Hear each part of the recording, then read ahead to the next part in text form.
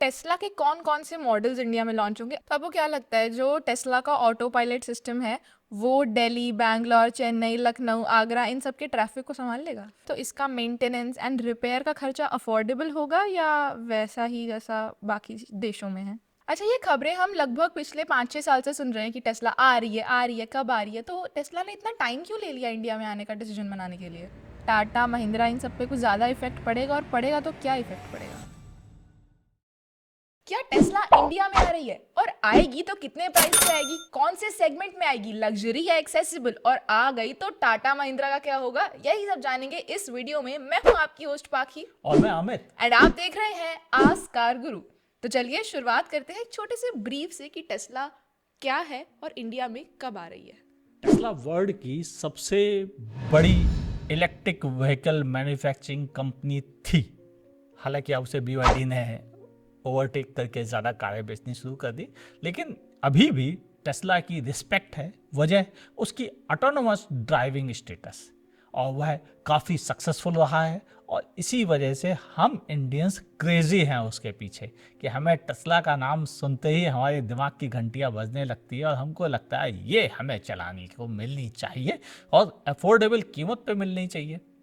लेकिन इतना आसान तो है नहीं, और उसके पास एक दो नहीं, टोटल 6 कार्स हैं जो कि इंडियन मार्केट के लिए तैयार हो सकती हैं। लेकिन एक्चुअल में चलो वो भी बातें करेंगे वीडियो में। तो असली बात यह है कि टेस्ला इंडिया आने की सुगबुगाहट जो शुरू हुई वो हुई प्राइम मिनिस्टर नरेंद्र मोदी के अमेरिका जाने से। वहाँ एलन मस्क जो कि टेस्ला के CEO है, उनसे मुलाकात हुई, और उसके बाद इंडिया में एक मीडिया के ग्रुप ने खबरें चलानी शुरू कर दी कि टेस्ला के लिए स्पेशली इंडिया गवर्नमेंट सिर्फ 15% टैक्स पर गाड़ियां बेचने की अनुमति दे रही है, जबकि ऐसा कहीं नहीं होता है। होता क्या है कि जो भी नियम बनते हैं वो सबके लिए बराबर बनते हैं, एक कंपनी के लिए नहीं। तो अगर टेस्ला को ये बेनिफिट मिलेगा तो शायद सबको मिलेगा। लेकिन अभी हम भूल गए कि नए बजट में ही गवर्नमेंट ने अपने टैक्स नियमों में कुछ बदलाव किए थे। अब AIDC नाम का एक सेस लगा दिया जो कि 40% का है, और वो सबको पे करना पड़ेगा। चाहे टैक्सेस कितने भी कम कर दिए जाए, वो 40% तो आपको इम्पोर्ट करते समय देना ही पड़ेगा। इन नियमों के अनुसार प्राइसिंग क्या होगी ये वक्त बताएगा। लेकिन अभी फिलहाल तो जो बात है वो ये कि टेस्ला क्या इंडिया आ रही है। अच्छा, ये खबरें हम लगभग पिछले 5-6 साल से सुन रहे हैं कि टेस्ला आ रही है, कब आ रही है? तो टेस्ला ने इतना टाइम क्यों ले लिया इंडिया में आने का डिसीजन बनाने के लिए? जब 2014 में नरेंद्र मोदी प्राइम मिनिस्टर बने थे, तब वो अमेरिका गए थे, और वहाँ उन्होंने एलन मस्क से पहली बार मुलाकात की थी कि प्लांट के सिलसिले में कि इंडिया आके प्लांट लगाए। लेकिन एलन मस्क बिजनेसमैन है, और बिजनेसमैन का नेचर है कि वो जहाँ पैसा दिखता है, जहाँ प्रॉफिट दिखता है, वो वहाँ चला जाता है। एलन मस्क ने अपनी कई कंट्रीज में फैक्ट्रियाँ लगाई, लेकिन उन्होंने एशियन मार्केट के लिए चुना चाइना को, और उन्होंने अपना प्लांट चाइना में लगाया, इंडिया में नहीं। नरेंद्र मोदी के कहने के बावजूद, क्योंकि बिजनेस तो बिजनेस होता है, वहाँ ये सब इमोशनल बातें नहीं होती है, वहाँ होता है पैसा। तो एक्चुअल में बिजनेस पॉइंट ऑफ व्यू से देखा जाए तो टेस्ला ने चाइना को चुना सिर्फ इसलिए, लेबर के नियम, सस्ती ज़मीनें और बड़ा मार्केट, क्योंकि चाइना वर्ल्ड का सबसे बड़ा ऑटोमोबाइल मार्केट है, और शायद इसीलिए टेस्ला के लिए वो इजी हो गया था। तो टेस्ला के कौन-कौन से मॉडल्स इंडिया में लॉन्च होंगे अगर टेस्ला आएगी तो? देखो, पहली चीज़ तो हमें ये समझना पड़ेगा टेस्ला इंडिया आ रही है या नहीं। तो टेस्ला ने अभी हाल में कुछ वैकेंसीज निकाली हैं अपनी वेबसाइट पर, जिसमें इंडिया की मार्केट के लिए वैकेंसीज हैं कि इंडिया में उन्हें सेल्समैन और के रिलेटेड लोग चाहिए, सर्विस इंजीनियर्स चाहिए, कस्टमर हैंडलिंग वाले लोग चाहिए। उससे लोगों को कंफर्म हो गया कि टेस्ला इंडिया आ रही है। भाई तभी तो लोगों को यहाँ हायर करेगी, वरना क्यों करेगी। और ये सच बात है। और टेस्ला ने अगर देखा जाए तो बेंगलोर में अपना ऑफिस भी सेटअप किया, टेस्ला मोटर्स और एनर्जी प्राइवेट लिमिटेड के नाम से, और वो नाम के साथ उन्होंने यहाँ पे अपना रजिस्ट्रेशन कर लिया। अब जब ये बातें हुई कि टेस्ला इंडिया आ रही है तो क्या प्लान करेगी, पहले तो हमें ये समझना पड़ेगा कि इंडिया मार्केट और वर्ल्ड मार्केट के दो बड़े डिफरेंस क्या है।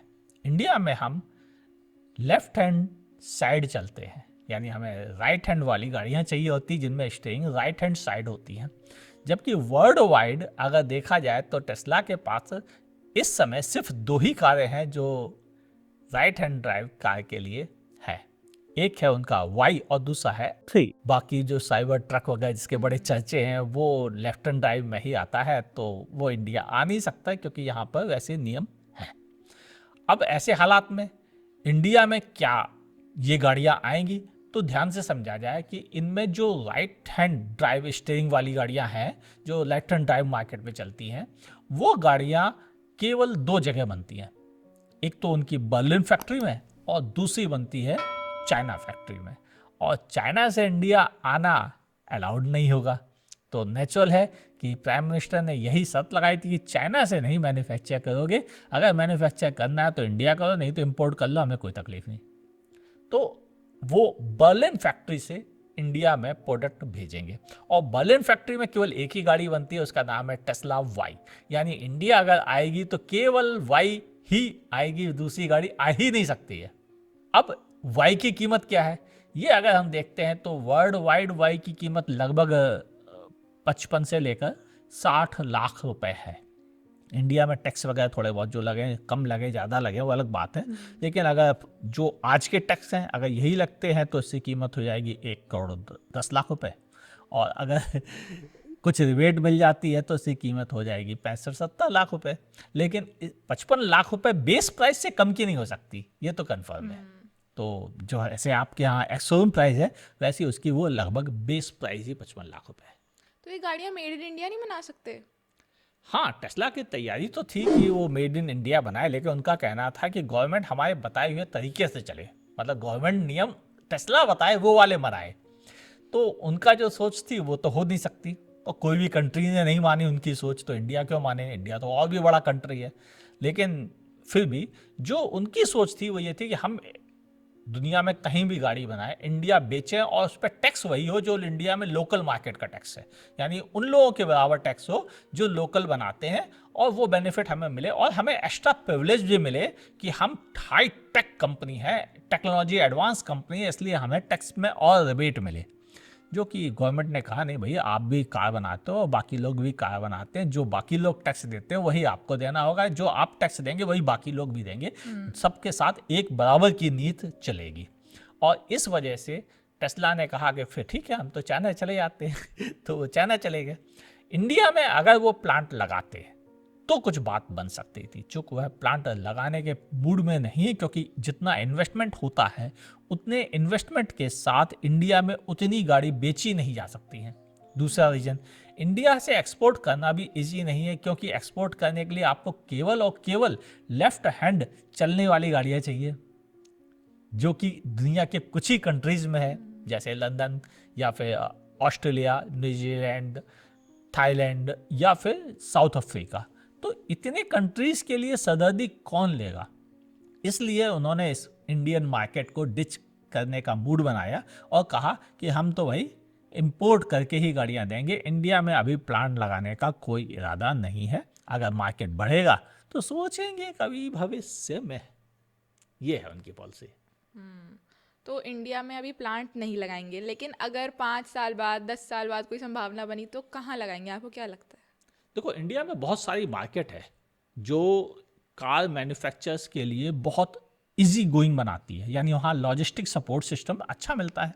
गुजरात पहला, इंडिया में पुणे दूसरा, औरंगाबाद तीसरा, ये दोनों ही महाराष्ट्र में। इसके अलावा है चेन्नई, जहाँ पर ऑलरेडी इंडिया में कई मैन्युफैक्चरर्स हैं, जैसे कि इस समय हांडई है, निसान, रेनो, फोर्ड का भी प्लांट है। तो ये सारे प्लांट, और BYD का भी है, वो सब चेन्नई में लगे हुए हैं।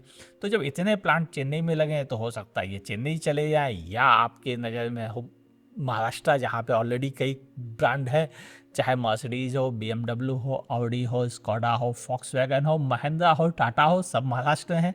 तो महाराष्ट्र भी पॉसिबल है, और गुजरात भी इसलिए क्योंकि नया लॉजिस्टिक उभरा है, जहाँ टाटा का प्लांट भी है। इसके अलावा सुजुकी ने भी अपना एक प्लांट लगा रखा है, और MG का प्लांट है वहाँ पे ऑलरेडी, तो वहाँ भी प्लांट लगाया जा सकता है। ओवरऑल स्कोप लगभग हर जगह मौजूद है। वो कहाँ जाते हैं, इस बीच में कुछ खबरें आई थी कि तेलंगाना और आंध्र प्रदेश में भी नया मार्केट तैयार हो रहा है, और वो लोग भी टेस्ला से मिल रहे थे उनके ग्रुप के लोगों से ताकि वो वहाँ पे प्लान कर सके, तो कोई बड़ी बात नहीं, वहाँ भी प्लांट लगाया जा सकता है। इंडिया में काफ़ी जगह ऐसी हैं जहाँ पे प्लांट लगाने के लिए मुफीद माहौल तैयार है। तो अगर टेस्ला आ गई इंडिया में तो इसका मेंटेनेंस एंड रिपेयर का खर्चा अफोर्डेबल होगा या वैसा ही जैसा बाकी देशों में है? देखो, वर्ल्ड वाइड टेस्ला एक्सपेंसिव होती है मेंटेन करने में, क्योंकि उसके सॉफ्टवेयर ड्रिवन सिस्टम है और वहाँ पर ऑलरेडी वो ऑटोनोमस ड्राइविंग सेटअप के साथ भी आती हैं। इंडिया में ऑटोनोमस ड्राइविंग को अभी गवर्नमेंट की तरफ से इजाज़त नहीं मिली है, तो इंडिया में ये अपनी ऑटो खुद चलने वाली गाड़ियाँ तो बेच नहीं सकते।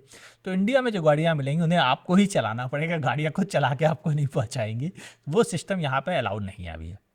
हाँ, लेकिन अब इंडिया मार्केट में जब ये गाड़ियाँ आएंगी तो उनकी सर्विस मेंटेनेंस को लेकर हम ये जरूर कह सकते हैं कि ये वर्ल्ड वाइड भी बहुत सस्ती नहीं है और बहुत महंगी नहीं है, तो इंडिया में भी वही सिस्टम रहेगा। लेकिन हमें ये भी समझना पड़ेगा कि इस सेगमेंट की प्राइसिंग और मेंटेनेंस जो है वही टेस्ला का भी रहेगा, और जबकि सेगमेंट की प्राइसिंग मेंटेनेंस काफ़ी ज़्यादा है, तो आप ये मान के चलें कि ये भी ज़्यादा है, क्योंकि इंडिया अफोर्डेबल कारों का मार्केट है। अफोर्डेबल कारों की मेंटेनेंस भी अफोर्डेबल होती है, तभी वो सक्सेसफुल होती हैं।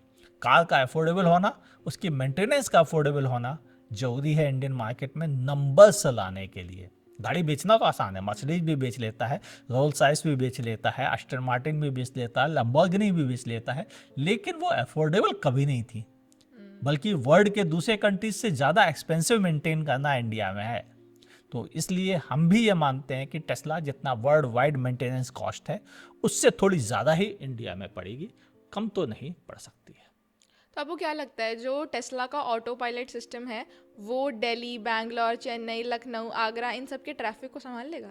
नहीं, ऑटो पायलट सिस्टम तो इंडिया में अलाउड ही नहीं है अभी, तो अभी अलाउड नहीं है तो ये आएगा भी नहीं।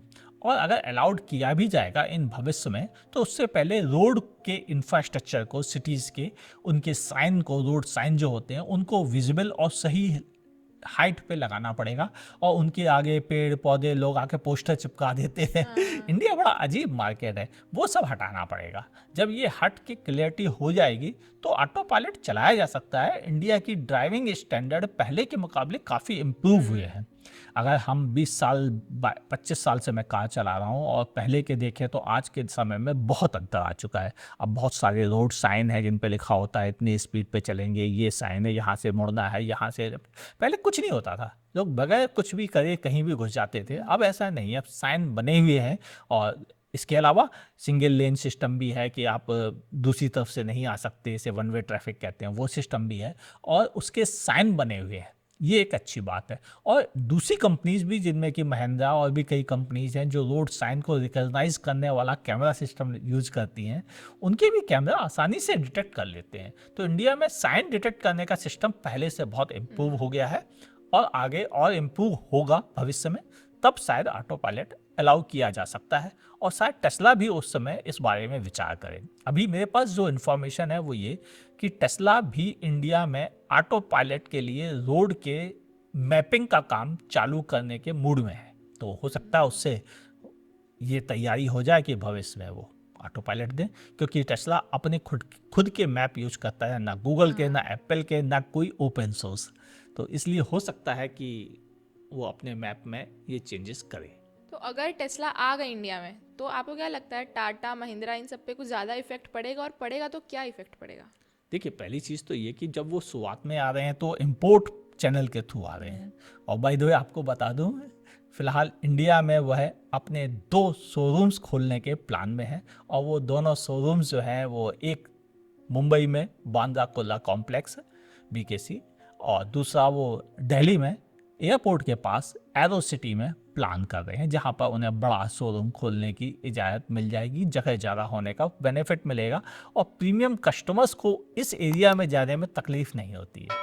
तो उन्हें पता है उनकी कारें सस्ती नहीं है, इसीलिए वो इंडिया के सबसे महंगी जगहों पर अपने शोरूम खोलने का प्लान कर रहे हैं। जब गाड़ियाँ महंगी हैं तो फिर इनका कंपटीशन महंगी कारों से तो होगा। अब आल्टो, बलेनो, नेक्सॉन और ग्रैंड विटारा से तो इसका कंपटीशन नहीं होगा। इसका कंपटीशन है वो मर्सिडीज, BMW, ऑडी के कस्टमर्स के साथ में है, और उनके पास भी 55 लाख रुपए से इलेक्ट्रिक व्हीकल स्टार्ट हो जाते हैं और 3 करोड़ 3.5 करोड़ रुपए तक पहुंच जाते हैं, बल्कि अभी तो एक साथ 5 करोड़ पे पहुंचने वाली है गाड़ी। तो ओवरऑल इंडिया का मार्केट इस बीच में सिमटा हुआ है। तो जब ये वाई मॉडल जो टेस्ला का है वो इंडिया आएगा तो उसकी भी कीमत यही मानिए कि इसी प्रीमियम रेंज में होगी। तो इसका कंपटीशन में सीधे मर्सिडीज, BMW, ऑडी के कस्टमर्स के साथ होगा, ना कि टाटा और महिंद्रा के कस्टमर्स के साथ होगा, क्योंकि एक टेस्ला कार में 1 2 3 4 5 नेक्सॉन आ जाएंगी, तो कंपटीशन कैसे हो सकता है। तो इसीलिए कह रहा हूँ कि इसका कंपटीशन नहीं होगा। हाँ, अगर कोई कहता है कि महिंद्रा की B6 और XEV9e के साथ हो सकता है, तो वो भी नहीं। उनकी गाड़ियाँ अभी 30-32 लाख रुपए, 35 लाख रुपए से नीचे ही हैं, जबकि इसकी गाड़ी की कीमत लगभग डबल होगी 35 लाख से। तो फिर उनसे भी एक्चुअल में कंपटीशन नहीं है। टेस्ला बिल्कुल अलग लीग की गाड़ी है, तो इंडियन मैन्युफैक्चरर को उससे डरने की ज़रूरत नहीं है। हाँ, ये हो सकता है कि कोई BYD सिलियन का कस्टमर प्लान करे कि हम बड़ी गाड़ी देख लें टेस्ला की, या मर्सिडीज का कस्टमर प्लान करे, वो संभव है। बाकी के लिए कोई टेंशन लेने की ज़रूरत नहीं है।